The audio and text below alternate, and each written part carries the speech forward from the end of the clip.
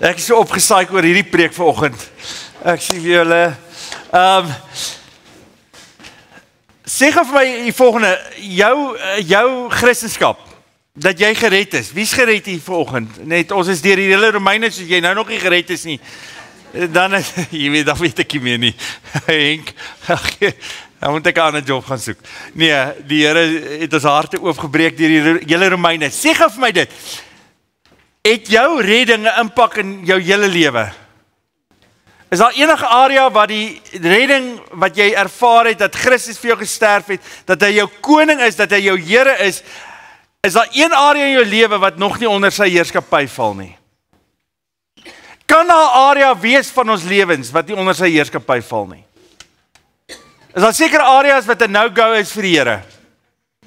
Wat jy dink by jouself, alright, jy weet, miskien hierdie area, jy weet, dis my area, Here, jy weet, is wonderlik dat ek gered is, maar op hierdie area van my lewe, ek het dit, I've got it sorted, ek verstaan dit, jy weet, Talana, hierdie deel van my lewe is myne.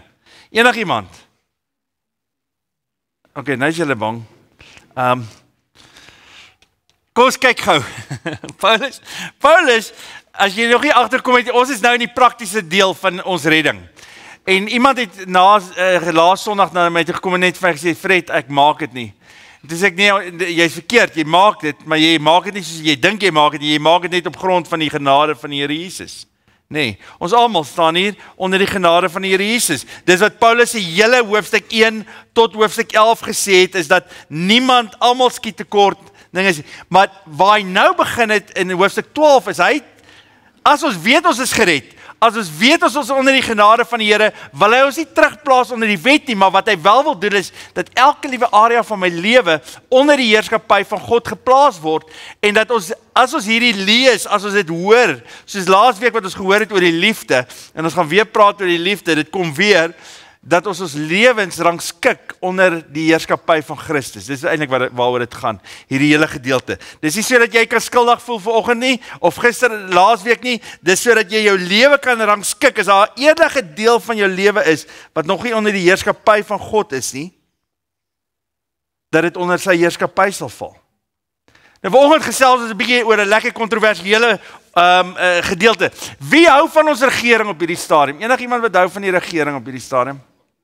Gert, baie dankie vir jou. Vir jou, Willie, julle jok almal, want niemand hou van die regering op hierdie stadium nie.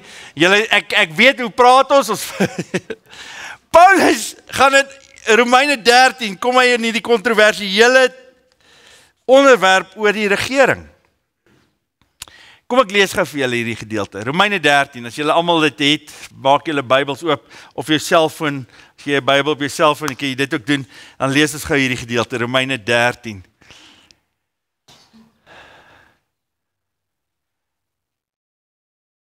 Elke mens moet hom onderwerp aan die owerhede wat oor hom aangestel is. Daar is immers geen gesag wat nie van God kom nie. En die owerhede wat daar is deur die beskikking van God. Wie om teen gesag verset kom, dis in opstand teen die ordeninge van God, en wie in opstand kom, sal sy verdiende straf kry. 'n Mens hoef nie vir die owerhede bang te wees as jy goed doen nie, maar wel as jy kwaad doen, wil jy sonder vrees vir die owerhede uit lewe, doen dan dit wat goed is. En die owerheid sal jou prys, want die owerheid is 'n dienaar van God tot jou beswil. Maar as jy kwaad doen, het jy rede om bang te wees. Want die owerheid het nie verniet die reg om te straf nie. Hy is immers ook hier in die dienaar van God, dat hy die kwaaddoener moet straf. Daarom moet jy jou onderwerp, nie net omdat jy vir straf bang is nie, maar ook omdat dit 'n gewetenssaak is.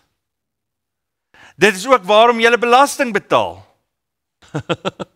Want die owerhede is dienaar van God en hulle is besig om hulle opdrag uit te voer. Gee dus aan almal wat hulle toekom, belasting as dit belasting is, aksyns as dit aksyns is, ontsag as dit ontsag is, eer as dit eer is.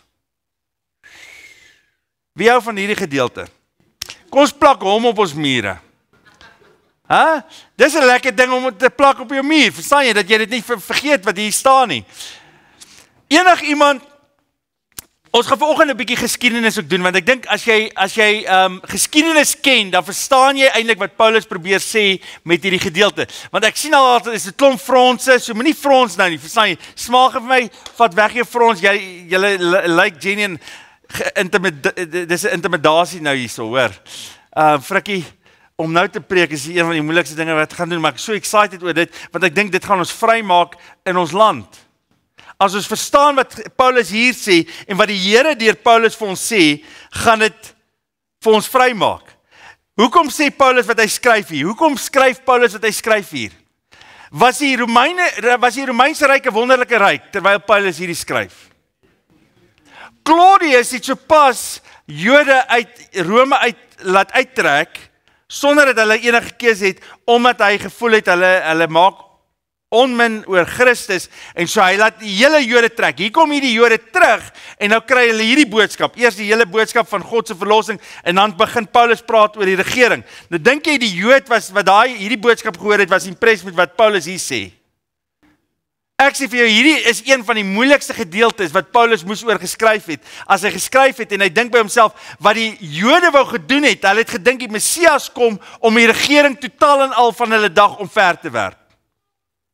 Dit was hulle idee van die Messias. Die Messias sou kom en die Romeine pak gee. En die staat van Israel terugplaas waar dit moet wees, en hy sal regeer vir altyd. Dit was die idee. En dan kom Paulus hier en dan sê hy, nee, kom ek vertel julle, God het die Romeine aangestel. As jy dink is kontroversieel in 2025 in Suid-Afrika om hierdie woorde te sê, ek dink dit is 100 keer meer kontroversieel na wat die keiser gedoen het en in 'n paar jaar later wat hy sou doen met kinders van die Here in Rome en in die Romeinse ryk. Nero was besig om op te kom hier. En Paulus skryf hierdie, en ek dink daar was meer fronse 2000 jaar terug in die gemeente in Rome as wat daar nou is in Pretoria in 2025, maar dit is 'n gedeelte wat Paulus wil skryf en hy wil hê julle moet verstaan hoekom hy sê wat hy sê. Nou die eerste vraag wat ons moet vra vir mekaar is, waar kom die regering vandaan? Wie se idee was die regering? Die mens. Die mens. 1 Samuel 8 vers 4 tot 22. 1 Samuel 8 vers 4 tot 22, is hy op die bord, dis 'n lang gedeelte. Maar hier is die ding, en dis nie net, ek gaan nou vir julle sê, waar kom het die idee van 'n regering of van 'n koning vanuit 'n Joodse perspektief af. Maar dis min of meer almal se perspektief. 1 Samuel 8 vers 4 tot 22 sê die volgende. Al die leiers van Israel het by mekaar gekom en na Samuel toe in Rama gegaan. Hulle het hom gesê, kyk, u het oud geword. Waar die rigters het Israel op baie stadium regeer en Samuel moes die regering wees. Dit was 'n teokrasie. Dit wil sê teokrasie beteken God regeer en hy het middelaars tussen die mens en hom wat vir hulle sê wat God sê. Die rigters of die profete in daai tyd was die rigters. En dan kom hierdie nasie Israel, en hulle het vir hom gesê, kyk, u het oud geword, dis nou vir Samuel, u kinders is nie soos u nie, dit wil sê, dis bad kinders, die dominee se kinders, stel nou liewer 'n koning oor ons aan, om oor ons te regeer, soos wat dit by al die nasies is. Maar vir Samuel was dit verkeerd dat hulle gesê het, gee ons tog 'n koning om oor ons te regeer. Samuel het tot die Here gebid en die Here het vir hom gesê, gee toe aan die versoek van die volk en alles wat hulle van jou vra. Hulle het jou nie verwerp nie, hulle het my verwerp as koning oor hulle. Hulle het nou ook met jou gemaak wat hulle met my gedoen het, sedert ek hulle uit Egipte laat trek het, en tot nou toe, hulle het my verlaat en ander gode gedien, gee nou maar toe aan hulle versoek, stel die saak net baie duidelik aan hulle, hoor nou wat sê die Here, dit is vir my hierdie so klassiek, want hierdie is absoluut, ek weet niks het nog verander nie, as jy geskiedenis ken, was daar omtrent nog nie 'n regering in die wêreld wat almal van gehou het nie. Maak nie saak of jy in Suid-Afrika is nie, of jy in Europa is nie, lees maar net die geskiedenis. Dan kom jy agter, elke keer as daar 'n nuwe regering is, in fact, in die suidelike ryk van Israel, was daar uit die 21 konings wat hulle gehad het, net 2 wat die Here gedien het. 19 het dit vir hulle hel gemaak. In die noordelike ryk was daar nie een wat goed was nie. Nie een nie. Nou hoor wat sê die Here, gee nou maar aan toe aan hulle versoek, stel die saak net baie duidelik aan hulle, sê vir hulle wat die reg van die konings is wat oor hulle sal regeer. Samuel het al die woorde van die Here oorgedra aan die volk wat van hom 'n koning gevra het. Hy het gesê, dit sal die reg van die koning wees wat oor julle sal regeer. Julle seuns sal hy vat en party by sy wa en perderuiters aanstel, party om voor sy wa uit te hardloop. Party sal hy aanstel as bevelvoerders oor afdelings en onderafdelings van die leer. Party om sy lande te ploeg en sy oes in te samel, en party om sy krygstuig en uitrusting vir sy strydwaans te maak. Julle dogters sal hy vat om vir homself te meng, om vir hom te kook en te bak. Julle beste lande, wingerde, olyfboorde sal hy vat en aan sy amptenare gee. Van julle saaigrond en wingerde se opbrengs sal hy 1/10 vat en aan sy paleispersoneel en sy amptenare gee. Julle beste slawe, slavinne en jong manne en julle donkies sal hy vat en vir sy werk gebruik. Van jou kleinvee sal hy 1/10 vat en julle sal sy slawe wees. Daardie dag sal julle om hulp roep vanweë julle koning vir wie julle verkies het. Maar dan sal die Here julle nie antwoord nie, maar die volk het geweier om na Samuel te luister. Hulle het vir hom gesê, nee, daar moet tog maar 'n koning oor ons wees. Ons wil ook soos die ander nasies wees. Ons koning moet oor ons regeer. Hy moet ons lei en ons oorloë voer. Samuel het na die woorde van die volk geluister en dit vir die Here vertel. Toe sê die Here vir Samuel, gee toe aan hulle versoek, stel 'n koning oor hulle aan. Samuel het vir die manne van Israel gesê, gaan julle nou almal huis toe. En dan is dit interessant in Deuteronomium 17 vers 14 tot 20, julle moet nou by my bly, want hierdie is belangrik. Deuteronomium 17 vers 14 tot 20, sê die Here vir hulle, dit gaan gebeur, hulle gaan dit wil hê, so hy profeteer oor hulle, en sê hulle gaan 'n koning wil hê, wanneer julle in die land kom, wat die Here oor God vir jou sal gee, en jy dit in besit geneem het, en daarin woon, sal jy sê, ek wil 'n koning oor my aanstel, elke nasie in my omgewing het 'n koning. Stel dan tog die koning aan vir wie die Here jou God kies. So wie kies die koning? God kies die koning. Jy moet iemand uit jou eie volk as koning aanstel. Jy mag nie 'n uitlander, iemand wat nie uit jou volk uit is nie, as koning aanstel nie. Hy mag nie baie perde aanhou nie, en hy mag ook nie die volk na Egipte toe laat teruggaan om vir hulle baie perde aan te skaf nie. Die Here het vir hulle gesê, julle mag nooit weer daarheen teruggaan nie. Die koning mag ook nie baie vrouens hê nie, Salomo, sodat hy nie aan die Here ontrou word nie. Hy mag ook nie sy silwer en goud te veel laat word nie. Wanneer hy as koning oor sy ryk regeer, moet hy vir hom 'n afskrif van hierdie wet maak. Hiervoor moet hy by die eksemplaar van die Levitiese priesters gebruik. Hy moet die afskrif by hom hou en sy lewe lank moet hy dit gereeld lees sodat hy kan leer om die Here sy God te dien deur te gehoorsaam te wees aan alles in hierdie wet, om volgens al hierdie voorskrifte te lewe. Dan sal hy hom nie bo sy volksgenote verhef en 'n haarbreedte afwyk van hierdie gebod nie. As hy gehoorsaam is, sal hy lank lewe in sy koninkryk, hy en sy seuns tussen sy volk Israel. En wat gebeur met Israel? Dit gebeur nie. Hulle kry konings wat vir hulle goeder versamel, hulle stel hulle aan as bo hulle volksgenote, hulle regeer soos die nasies regeer, en op die einde van die dag is dit net 'n absolute gemors. Hier is die interessante ding. God gee vir ons wat ons wil hê. In ons geskiedenis soek almal regerders. Ons dink by onsself, tot die kerk vandag dink by hulle self, ons kom uit 'n tyd waar ons regerders gekies het, wat ons dink, alright Here, ons sal regerders kies wat oor ons aangestel is, verstaan jy, want dis waar in ons land gaan floreer, as ons net die regte regerder kry. En God, hy sanksioneer die regerders. En dis nie net die konings van Israel wat hy sanksioneer nie, dis nie net die konings van Israel wat hy aanstel nie, want in Jesaja 45 sê God die volgende, hy sê, so sê die Here aan sy gesalfde aan Kores. Nou wie is Kores? Kores is die koning van Persië.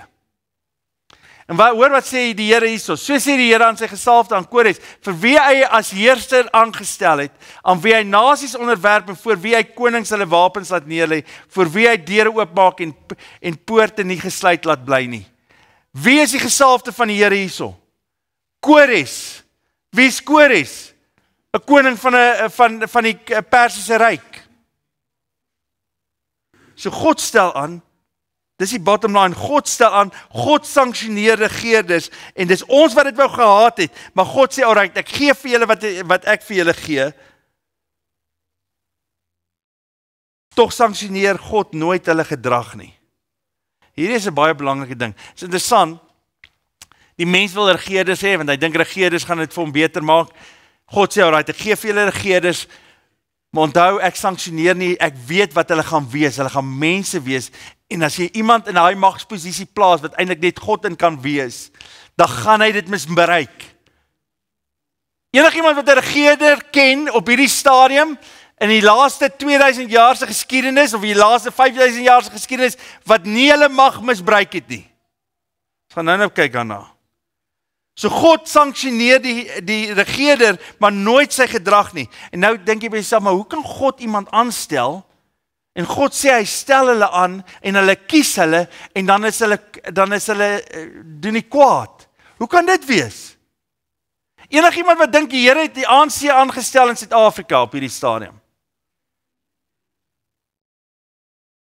Okay, nou is dit 'n moeilike vraag, nee. Enigiemand wat dink die Here het die ANC aangestel as regeerders van Suid-Afrika op hierdie stadium?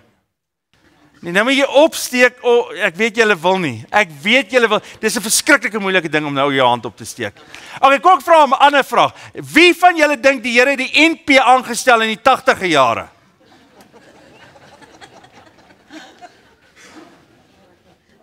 Want ek sê 90% van die land het nie so gedink nie. So dit wys jou net die gevaar van die mens wat dink hy weet wat sy regeerders om aan te stel en hom nie aan te stel nie. God sanksioneer die regeerder, die amp van die regeerder, maar hy sanksioneer nie sy gedrag nie. Kom ons kyk gou na Johannes 19 vers 10 tot 11. Jesus word gekruisig deur die Romeinse ryk van daai tyd. En Pilatus sê vir Jesus die volgende. Pilatus sê te vir hom, praat jy nie met my nie, want Jesus bly stil. En Pilatus probeer hom vrymaak, en hy probeer hom losmaak, en hy sê vir Jesus, praat jy nie met my nie, weet jy nie dat ek die mag het om jou los te laat, en ook die mag om jou te kruisig nie? Wat dink jy is Jesus se antwoord? En Jesus antwoord hom, u sou geen gesag oor my gehad het, as dit nie van bo aan u gegee was nie. Daarom het hy wat my aan u uitgelewer het, groter skuld. Wat sê Jesus vir hom hier? Hy sê vir hom, jy dink jy het mag, maar jy het geen mag oor my nie. Die mag oor my is my Vader. En die skuld waarvan hy hier praat is die mense wat hom uitgelewer het om gekruisig te word, die Jode. Hulle dra daai skuld, sê Jesus. Hulle gaan die skuld dra van dit.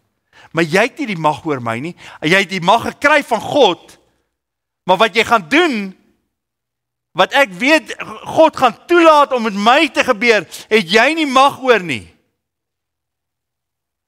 En hier is 'n verskriklike belangrike ding as ons hier gaan kyk oor. Net die volgende ding. Het die regeerders mag oor my? Ja en nee. Ek word geroep om gehoorsaam te wees. Ek word geroep as kind van die Here om onderdanig te wees, maar my lewe word nie bepaal deur die mag van 'n regeerder nie. Ons is die slagoffers van die regering nie. Daarom kan ons onsself onderwerp aan die regeerders, omdat hulle nie die mag het oor ons lewens nie.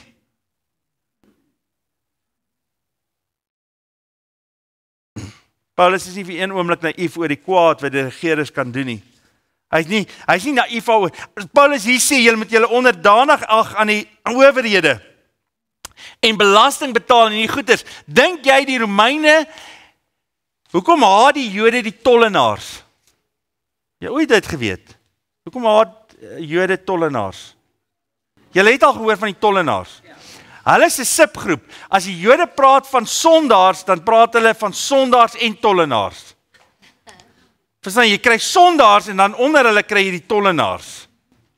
Verstaan jy? So jy is op die bottom scale van enige dinge. Wat het die tollenaars gedoen? Hulle belasting ingevorder. Op elke straat Ja, partykeer het hulle 'n paar rand vir hulle self ook ingevorder, verstaan jy? Op elke groot straat waar daar 'n kruising was daar 'n tollenaar wat geld ingesamel het vir wie? Vir die Romeinse Ryk. Wie was daai tollenaars? Jode. Wat gewerk het vir die Romeinse Ryk. En hulle het ingesamel. En hulle is gehaat deur die Jode, want die Jode het gedink hulle het hulle volk uitverkoop, want jy mag nie, God kry ons belasting, hy kry 'n tiende, nie 'n Romeinse Ryk nie, en tog het die Romeine hulle absoluut belas vir elke liewe dingetjie wat hulle gedoen het, om hulle oorlog te voer. So Paulus is nie naïef oor die kwaad wat regerders kan doen nie. Hy self sou 'n paar jaar nadat hy hierdie brief skryf, sou hy onthoof word deur die keiser.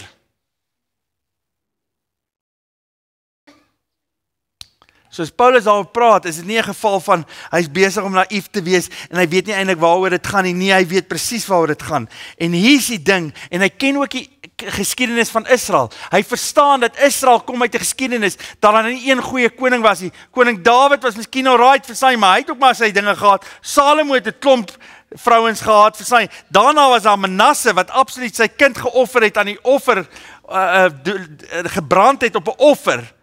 So hy het nogal 'n idee van wat dit kan wees as regerders verkeerd loop. Hy's nie naïef as hy dit sê nie, maar hoekom sê hy dit? En hier kom ons nou by die punt. Ken ons die geskiedenis, net gou vinnige geskiedenisles vir elkeen. Ons dink altyd ons weet wat 'n beter regerder sal wees. Is dit nie so nie? Nou kry jy beter regerders en swakker regerders? Interessant, in ons tyd praat ons oor demokrasie en die autokrasie en jy weet diktators, en dit word ons nou baie rondgegooi in terme van die geskiedenis waarin ons nou is. Maar interessant genoeg is, demokrasie het iemand gesê, it's the best of all worst systems. Nee, ons leef in die demokrasie, ons dink, okay, demokrasie, okay, dit plaas 'n bietjie boundaries op die regering, dis waaroor dit gaan, maar daar is nie 'n goeie regering nie. Ons dink altyd ons kan 'n beter regering, as ons net 'n beter regering kan kry. En julle geweet, wie dink Amerika het 'n goeie regering op hierdie stadium? Ek wil nou nie politiek praat nie, kom ons vergeet van die politiek. Het julle geweet dat 50% van Amerika, as hulle nou daai president wat daar in Amerika sit, kan uithaal met 'n geweer, sal hulle dit nou doen. Dis in die groot demokrasie van ons wêreld. Dat daar 50% mense is wat in daai land woon en dink hulle sal God 'n guns doen as hulle die regering kan uithaal. Australië, wie droom oor Australië?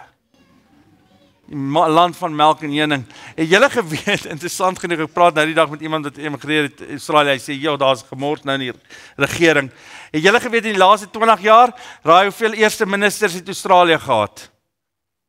Laaste 20 jaar. Enigiemand? 8.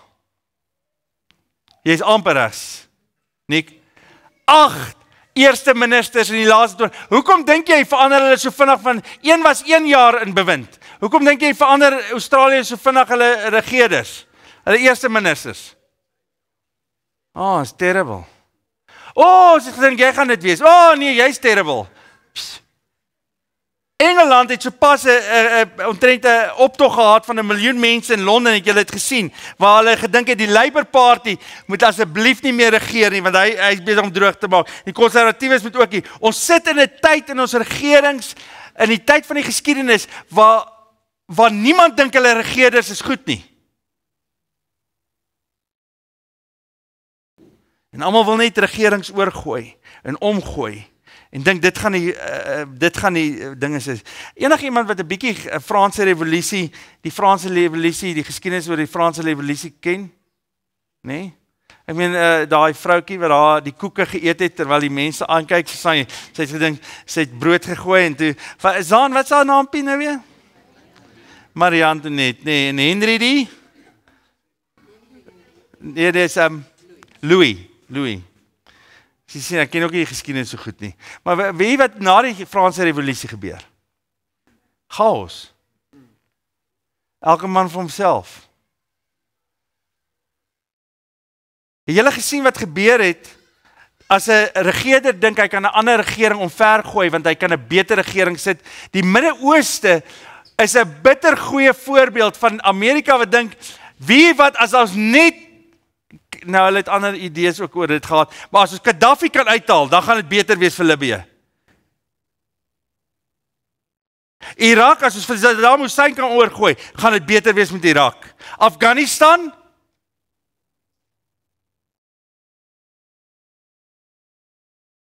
ek dink George Orwell met sy Animal Farm was baie goed. As dit tiener het ek hierdie boek gelees omdat dit voorgeskryf was en in my absoluut intrigue is dat die mens altyd dink hy kan 'n nuwe regerder in plek stel en dit gaan goed wees tot hy self die regerder is en die evil in sy eie hart sien. En dan kom hy agter dit is nie goed nie. Want some animals are more equal than others. Die vraag is dan vanoggend, wat moet ons doen? Wat moet ons doen in ons land met ons regerders?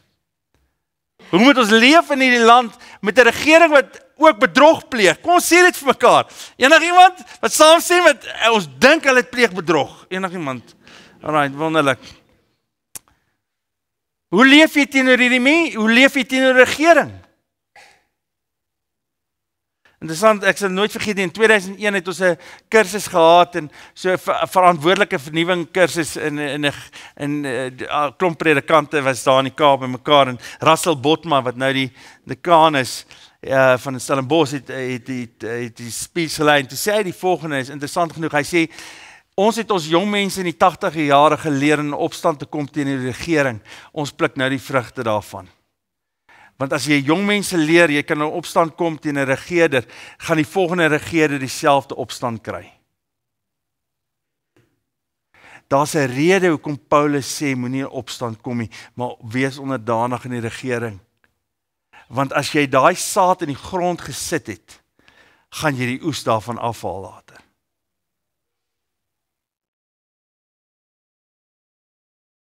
En ek wil vir julle sê, broers en susters, soos ons hier sit, as ons as kinders van die Here oor 'n regering praat op 'n manier wat God nie van ons vra om oor hulle te praat nie, gaan ons die saad wat ons nou in die grond sit, gaan ons weer afpluk en gaan ons kinders pluk.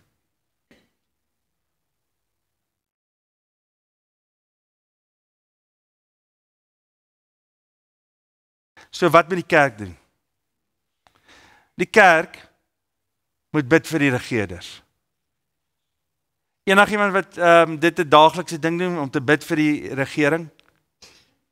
OK, jy kan, ja, wonderlik. Hoor wat sê Paulus hierso. Paulus is 1 Timoteus 2, vers 1-2. Ek dring daarop aan dat daar in die eerste plek met smeking en voorbidding en danksegging gebid moet word vir alle mense, vir die wat regeer en vir almal wat gesag uitoefen, sodat ons 'n rustige en stil lewe kan lei in volkomme toewyding aan God en alle eerbied. Wat was Paulus se rede hoekom ons vir die regering moet bid? Here, help ons asseblief, want jy weet, hulle steel van my. Om weer belasting te betaal is terrible, verstaan jy, want ek kry net minder geld, verstaan jy. Dis hoekom ek wil bid dat dit beter regering kom, want as daar beter regering is, kan ek meer geld maak. Wat is Paulus se rede hoekom hy bid? 'n rustige lewe, 'n volkomme toewyding aan God en in alle eerbaarheid. Sê gou vir my, kan jy vanoggend sê in 2025 in Suid-Afrika dat jy 'n rustige lewe en dat jy vir die Here kan leef in hierdie land op hierdie stadium? Voluit vir hom kan lewe. Enigiemand wat dink hy kan voluit vir die Here lewe? OK, halfpad. Ek sê vir jy ons is nog nie daar nie. Ons gaan tot bekering kom op 'n stadium, verstaan jy?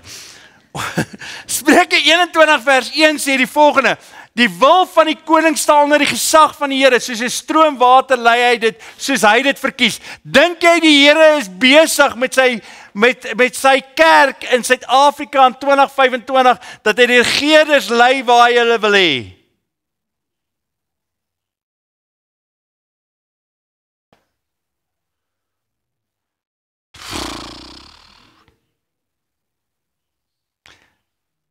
Sommer net 'n kantopmerking hier, ek het dit nie voorberei nie, maar terwyl ek nou praat, dan dink ek aan die volgende. Weet jy wat is interessant om wil? Die kerk moet nooit regerder wees nie. Het julle geweet die slegste regeerders van 'n land is wanneer die kerk probeer mag uitoefen? Julle sal nie weet die Luke, maar daar was 'n tyd waar die hoogste ou in die kerk en die hoogste ou in die politiek broers was in ons land. En hulle het regering, maar it wasn't good.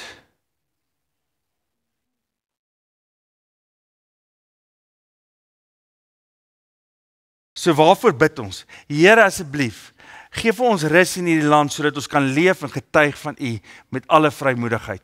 Enigiemand wat môre by die werk oor die Here Jesus kan praat. In lande soos Kanada kan jy dit nie meer doen nie.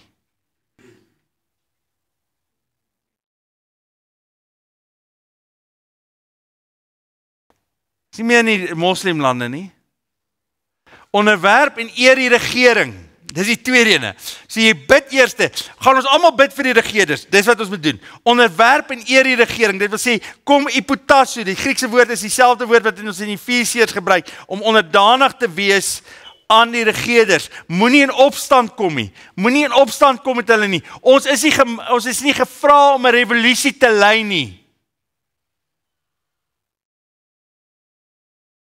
Ek is so bly ons het nie 'n goeie weermag nie. Wie is bly ons het nie 'n great weermag nie? Ek dink dis van die Here. Verstaan jy? Ek weet as jy sê blykbaar vlieg hulle uit Appington uit al die weermag se goedere in Rusland toe. Ek meen dit is amazing. Verstaan jy? Hoe minder weermag goeders ons het, hoe meer vrede gaan ons hê. Verstaan jy? Want niemand kan die regering oorgooi nie. Want elke keer as die regering oorgegooi word en elke geskiedenis deel wat jy kan lees, is dit chaos vir die volgende klomp jare en die mense gaan onder geweldige dinge se suffering omdat regerders oorgegee. Ons is nie geroep om in opstand te kom nie. Ons is geroep nie. Dawid se optrede is ongelooflik met Saul. Gou die volgende. Saul, enigiemand wat dink Saul was 'n goeie koning. In fact, dit was een van die swakste konings wat daar was. Kyk wat gebeur in 1 Samuel. 1 Samuel 24, sê Dawid vlug vir sy lewe, want Saul is agter hom aan en hy vlug vir sy lewe. Hy sê, maar agterna het Dawid se gewete hom gepla, omdat hy Saul se mantelpunt afgesny het. Onthou jy daai deel? Wie onthou daai storie boek Bybels, waar Dawid so sy mantel in sy een hand het, hy het die mantel afgesny van Saul in die grot, en dan sê hy, mag die Here my daarvan bewaar, dat ek my hand teen my koning, die gesalfde van die Here oplig, want hy is die gesalfde van die Here. Jy sien, waaroor gaan dit vir Dawid? Dawid verstaan iets. Dawid verstaan, as jy die amp wat die Here lig op mense aanvat, dan het jy niks meer om self koning te wees daarna nie. As jy dit wat God ingestel het, ondermyn, en jy sit die volgende regering in plek, wat gaan gebeur as mense dink, jy is die slegte regerder?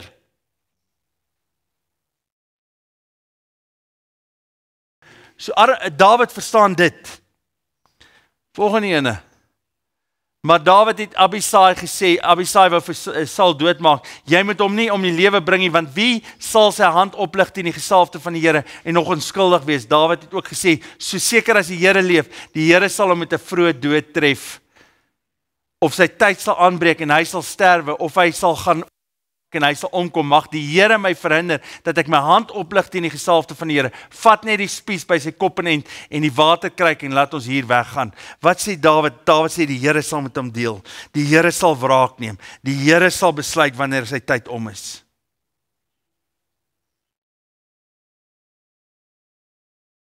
Die derde ding wat 'n kerk moet doen, is hy moet sy belasting betaal.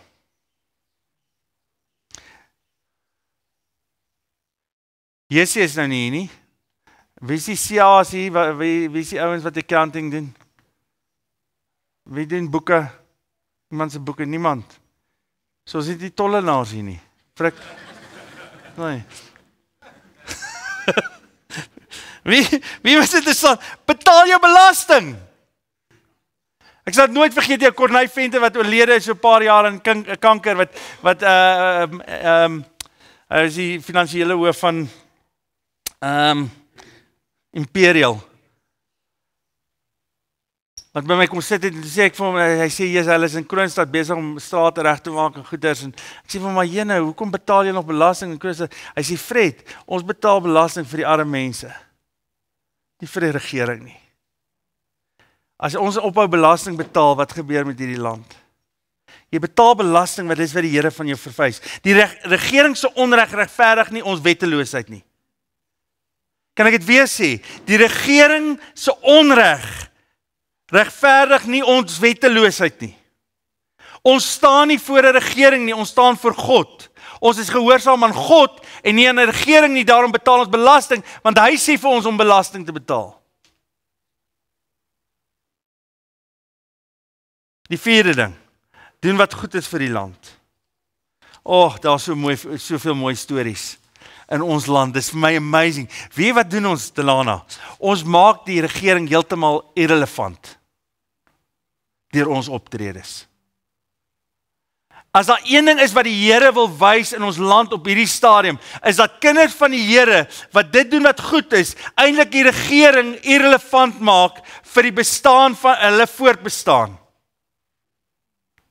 Ons is nie afhanklik van die regering nie, ons is afhanklik van God wat ons geroep het vir hierdie land in hierdie tyd. En daarom is hierdie die mooiste gedeelte in die hele Bybel. Hoor hierdie gedeelte in Jeremia 29 vers 4 tot 7. So sê ek die Here die Almagtige, God van Israel, vir al die ballinge wat uit Jerusalem in ballingskap na Babel toe weggevoer het. Bou vir julle huise en bewoon dit, lê tuine aan en eet die opbrengs daarvan. Nou net op daar. Bou vir julle huise, bewoon dit en lê tuine aan. Hoekom tuine? Julle maak van die plek 'n mooi plek. Julle lê julle tuine aan. Julle bou julle huise in die land. Julle invest in 'n land wat ek julle 70 jaar voor gaan inwees. Julle gaan 70 jaar in hierdie land wees, sê hy vir hulle in ballingskap. Julle gaan 70 jaar in Babylonië wees en julle gaan invest in dit. Al stap jy uit daarmee sonder enige investment, want julle gaan terug aan Jerusalem toe. Maar terwyl julle vir 70 jaar hier gaan wees, gaan julle invest in hierdie land en nie vashou wat jy het nie, maar terug invest in hierdie land en julle gaan dit mooi maak. As iemand Willie wat in Silver Lakes bly, jy sal hom sien elke maandagooggend. Ek staan hier buitekant. Die ding is besig om papiere op te tel. Ja, maar ons betaal belasting. Hoe moet ons papiere optel? Nee, jy lê tuine aan. Jy lê tuine aan. Jy maak dit mooi. Vriende van my wat elke straat in Pretoria gee hulle vir iemand op en hulle vat mense om skoon te maak en goeders. Dis wat ons doen, want ons is kinders van die Here. Ons het 'n visie van die hemel en daar is net wonderlike strate en is mooi en ons sien uit na hierdie hemel. En waar ons is, sit ons neer 'n stuk hemel.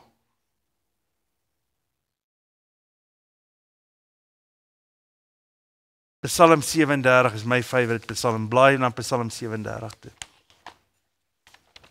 Julle het hom al gehoor van my, maar ek gaan hom weer lees. Dis 'n great psalm.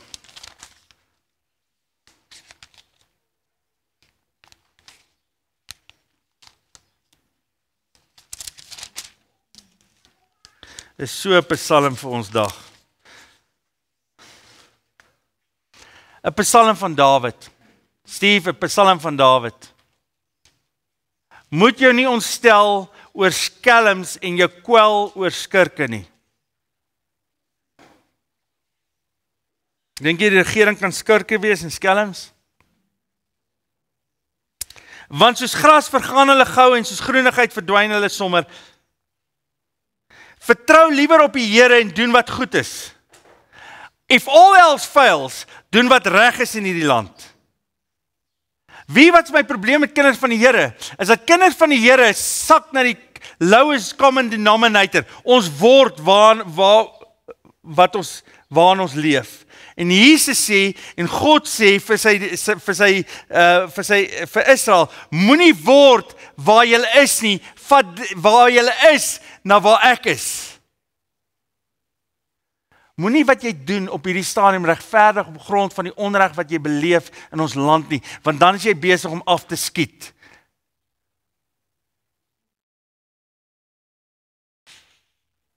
Ja, maar ek betaal maar 'n bribe, verstaan jy, want dis maar al hoe ons in hierdie land gaan survive. Regtig? Genuine. Sê vir my, is dit waar ons is? Dat jy bribe betaal, want dit is maar hoe ons in hierdie lande doen, verstaan jy? Want anders dan gaan jy nie die werk kry nie.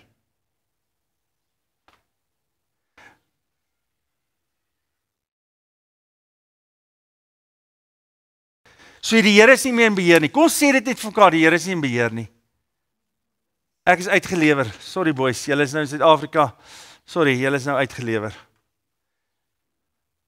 Hoor wat sê hy, moet jy nie kwel oor skelms en skurke nie, want soos gras vergaan hulle en soos groenigheid verdwyn hulle sommer. Vertrou liewer op die Here en doen wat goed is. Woon en werk rustig voort. Vind jou vreugde in die Here en hy sal jou gee wat jou hart begeer. Laat jou lewe aan die Here oor en vertrou op hom. Hy sal sorg. Hy sal jou onskuld laat deurbreek soos die son, jou reg soos die helder lig van die middag. Daarom moet jy in stilte op die Here vertrou en jou nie ontstel oor die voorspoedige lewe van 'n skelm nie. Moenie kwaad word nie, laat staan die woede, moet jou nie ontstel nie, dit bring net ellende. Die skelm sal uitgeroei word, maar die wat hulle vertrou in die Here stel, sal in besit bly van die land. Nog 'n rukkie en daar sal geen goddelose meer wees nie. 'n Mens sal hom soek, maar hy sal waar hy was, maar hy sal nie daar wees nie. Die wat nou verdruk word, sal die land besit en hulle verlustig in hulle welvaart. Moet jy nie ontstel nie. Vers 16, die bietjie van die regverdige is beter as die rykdom van talle goddeloses, want die mag van die goddeloses sal verbreek word, maar die Here sal die hulp wees van die regverdige. Die Here sorg vir die lewe van die opregtes. Hy sorg vir die lewe van die opregtes.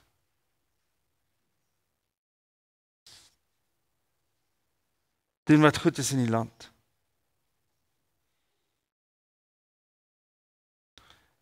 Die laaste een is burgerlike ongehoorsaamheid. Daar's tye in ons lewens waar die staat vir ons gaan iets vra wat teen die woord van die Here is.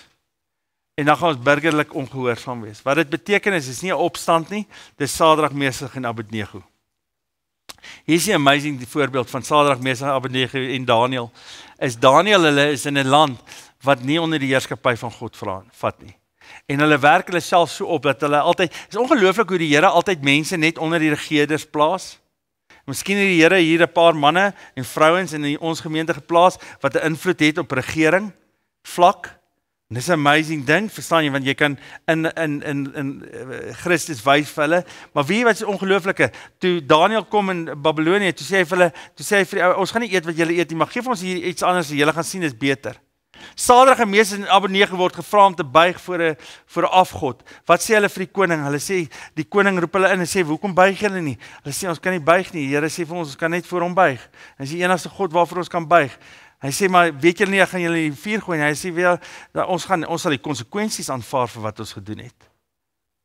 Dis burgerlike ongehoorsaamheid. Ons staan nog steeds onder 'n wet. Soos die wet is dat ons moet doodgemaak word, omdat ons nie aan hierdie wil gehoorsaam word, dan moet die wet geskied en julle moet ons doodmaak. En ons weet dat God ons kan red uit hierdie ding uit, maar al red hy ons nie, gaan ons nog steeds nie hier voorbuig nie.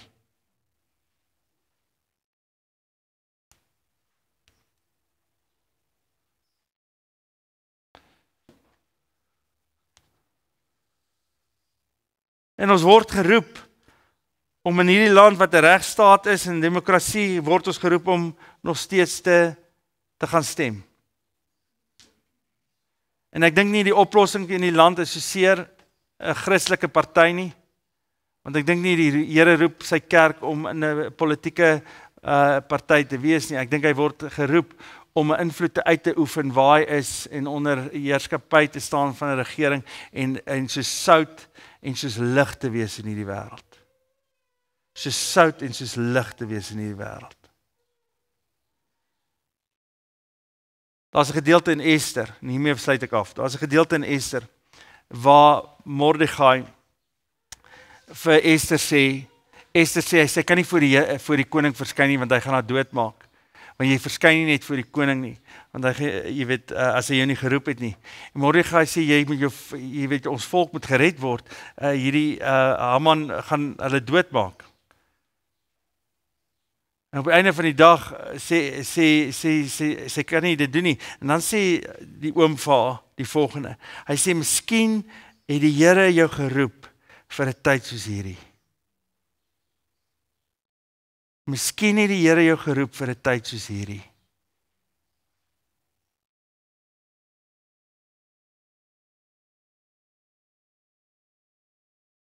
Ons kan of moan en groan en aanhou moan en aanhou groan oor die regering wat ons het.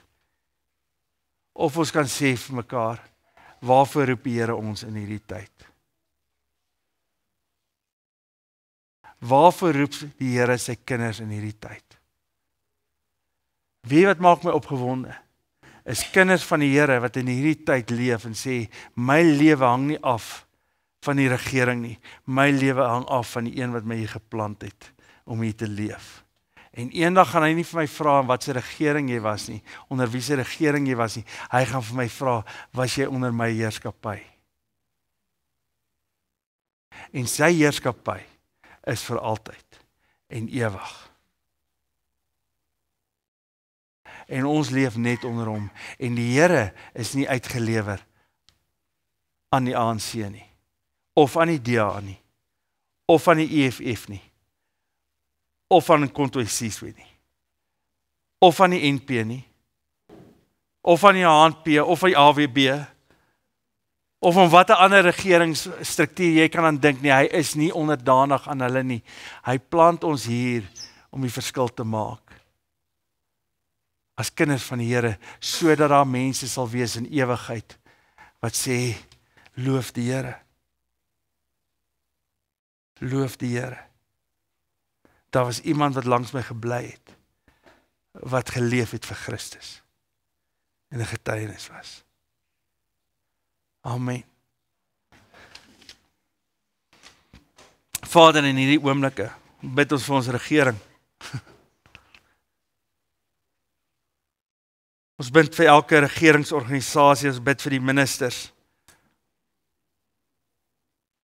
Ons bid vir elke plaaslike regeringslid, vir elke burgemeester, ook die burgemeester van Tshwane. Vader, ons sien hoe mense swaar kry onder korrupsie. Hoe die armes van die armes eintlik ly onder 'n regering wat onreg pleeg.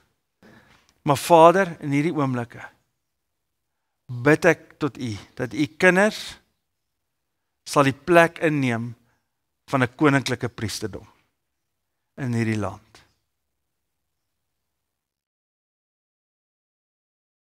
Ons staan onder die heerskappy, ons is gehoorsaam en onderdanig aan hierdie regering wat U geplaas het hierso.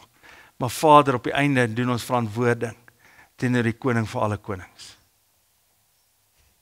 Help ons om te leef en te praat in hierdie wêreld vanuit die verstaan dat U nie uitgelewer is aan enige koning nie, maar dat U ons lewens in U hande hou. Help ons om ons huise te bou, ons tuine aan te lê en dit goed te doen wat goed is vir hierdie wêreld, vir die armes van die armes, Here. U het ons so voorreg gegee om tussen arme mense te leef en te werk. Ons loof en prys U vir wat U doen in ons lewens. Ek dink aan Kruispad, ek dink aan elke persoon wat hier is op hierdie oomblik. Vader, U het vir hulle sout gemaak in hierdie wêreld, lig gemaak vir 'n duisternis. Ons is gemaak vir 'n tyd soos hierdie, Vader. Hoe amazing is dit nie? U kerk het U geplant vir 'n tyd soos hierdie. Ek kan nie wag om te sien wat U gaan doen nie, Vader. Ek loof en prys U vir manne en vroue wat wil leef onder U heerskappy. Seën ons sodat ons 'n seën kan wees vir ander. In Jesus naam. Amen.